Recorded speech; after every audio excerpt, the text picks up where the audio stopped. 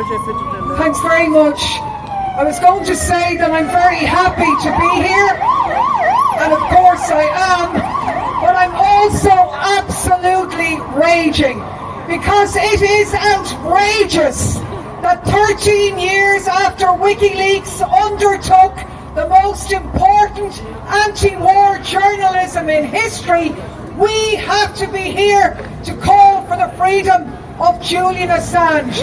13 years of denial of freedom for telling the truth.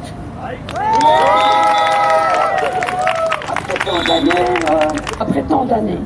He remains in high security Belmarsh, legal avenues exhausted, his health deteriorating, extradition proceedings under the Espionage Act. And of course the EU and US have moved on from the terrible wars that he has exposed. They've got bored with the war in Iraq.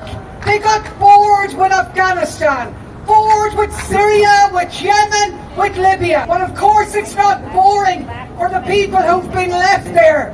Their lives in tatters.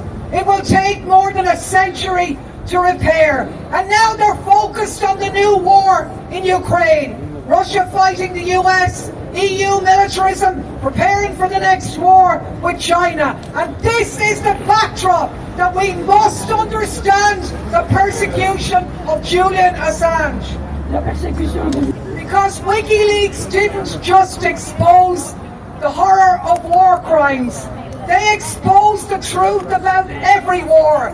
The daily drudge, the horrible impact and the reality on ordinary people.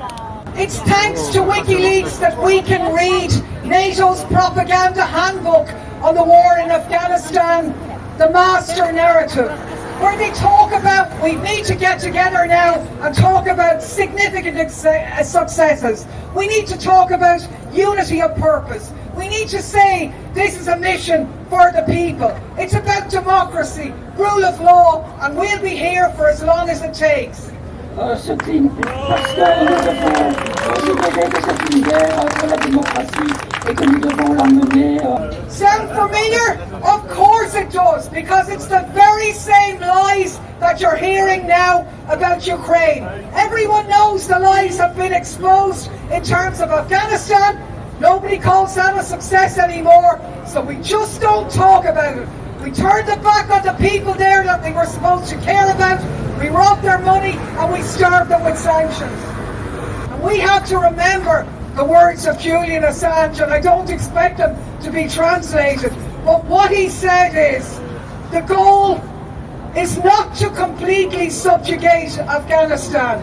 The goal is to use Afghanistan to wash money out of the tax bases of the United States, out of the tax bases of European countries, through Afghanistan and back into the hands of the transnational security elite. That is the goal. The goal is to have an endless war, not a successful war.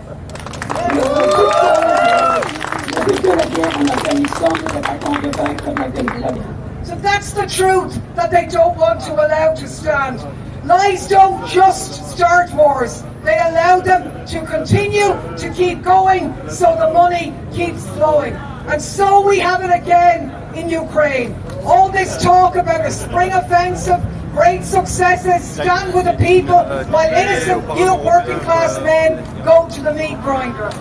It's about an endless war, not a successful war. It's the tens of billions into the military-industrial complex.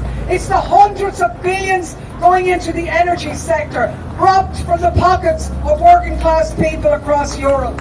C'est une guerre qui concerne l'énergie, qui concerne les affaires.